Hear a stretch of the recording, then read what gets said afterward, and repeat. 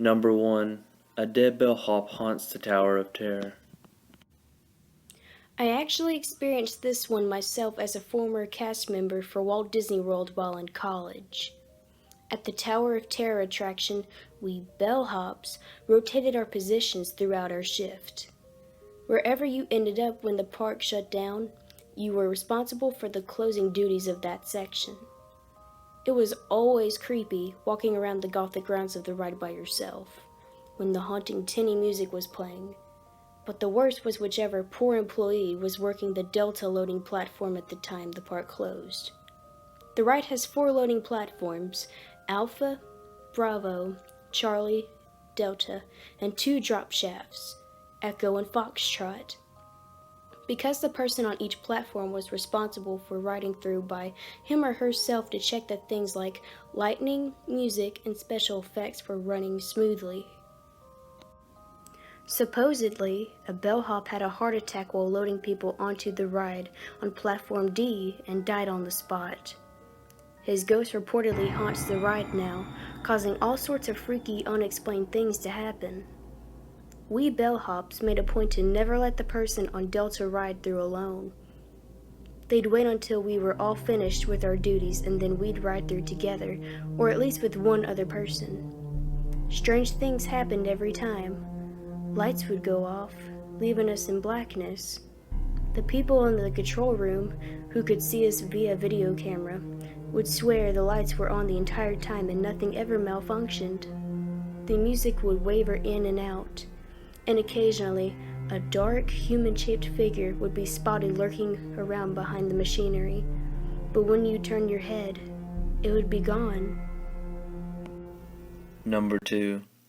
Someone hanged himself on the Small World ride, and a guest got it on camera. This urban legend is a fairly new one, having started to circulate in 1999. According to the legend, one day at Disneyland, the It's a Small World ride was suddenly shut down without warning. The lights came on, the music stopped, and an announcement came over the intercom asking guests to please vacate the ride immediately. When guests asked what was happening, they were only given evasive answers and hurriedly moved outside. But a guest on the ride happened to have her camera with her at the time. She snapped a few pictures on her way out of the ride to use up the last of the roll. She thought nothing more of it until weeks later when her developed pictures came back to her. Yeah, that's exactly what you think it is. A child hanging from the rafters of the ride. He apparently committed suicide when no one was looking, and no one noticed until much later that a dead body was swinging above them as they passed below on the ride. Number 3. A boy's ghost lurks in the Haunted Mansion. We've all heard the stories about well-meaning, but none too bright guests dumping the ashes of their cremated loved ones in various Disney rides. Seriously, the Haunted Mansion even sells urns to dissuade guests from leaving human remains behind. But unfortunately, the spirits in those ashes don't always remain at rest.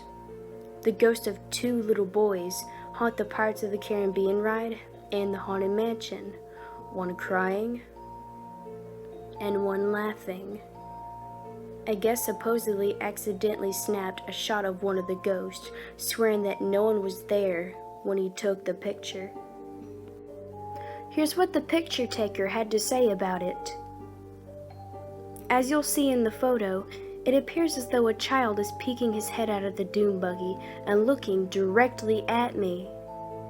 Not only was he not there when I took the pic, there wasn't a child of this age within 20 people in front of me in line. And as you can see, he's only a few dune buggies in front of me. Not only that, what's he doing looking at me? There is no flash and no visible light coming from me. It's all infrared and invisible to the naked eye. I think it's an incredibly spooky photo, and I have no idea where that kid came from. Number 4. Walt Disney's ghost still leaves the light on. When you enter Disneyland, not long after you pass through the entrance on Main Street, you'll see the firehouse to your left. Walt Disney himself used to have an apartment on the second floor of the firehouse. He would stay there often, hosting various VIP and celebrities as his personal guest.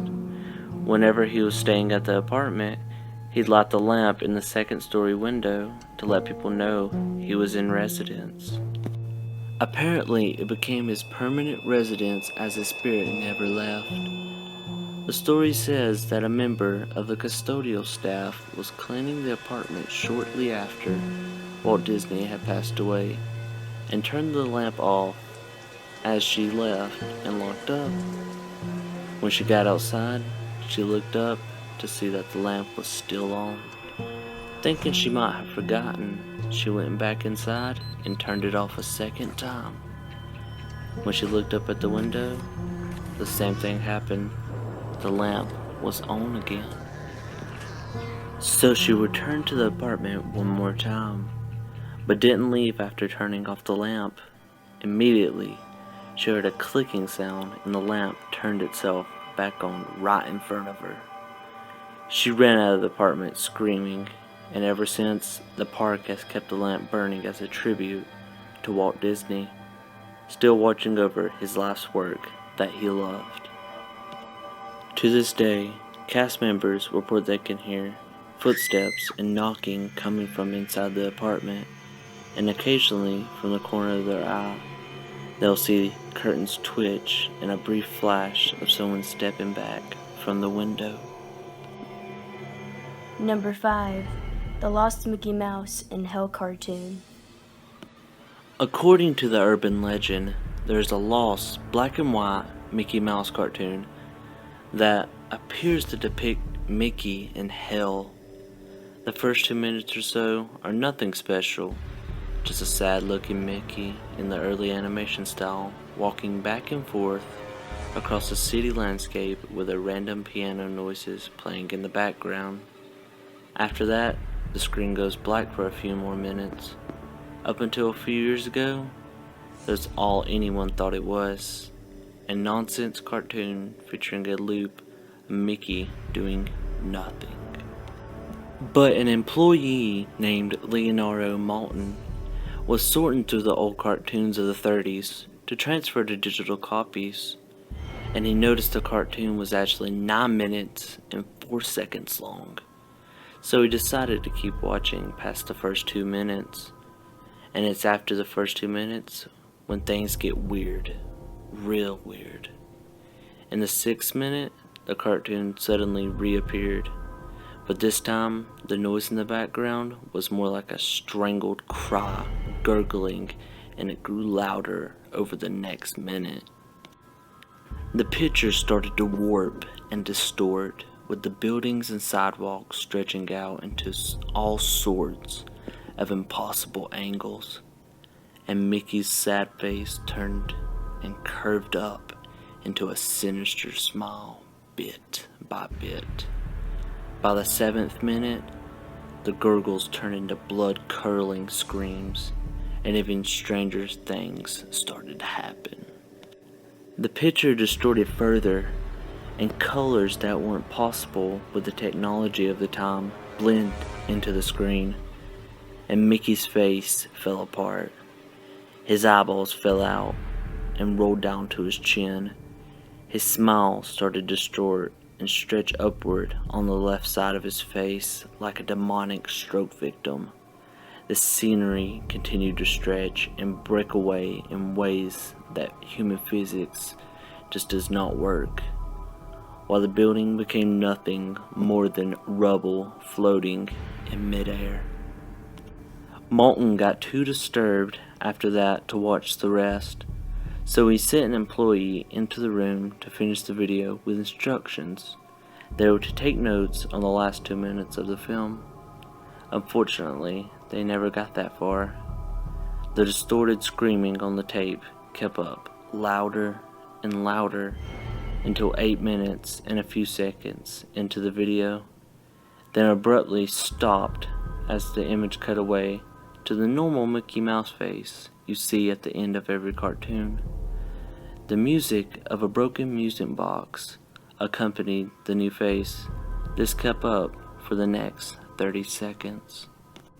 Whatever is in the very last 30 seconds, no one except the poor employee ever found out. The employee suddenly stumbled from the room, feverishly muttering, "Real suffering is not known," 7 times in a row, then grabbed a security guard's pistol and killed himself. The only thing known about the last 30 seconds was from the scribbled notes of the dead employee, a Russian phrase that roughly translated to, "The sights of hell bring its viewers back in." In other words, if you see a video floating around on the internet titled suicidemouse.avi, it's probably best if you don't watch it. This is Mr. and Mrs. Fright Nights. I hope you enjoyed the video. Please like and subscribe and give us some ideas in the comments below. And remember, dusk is the monster's dawn.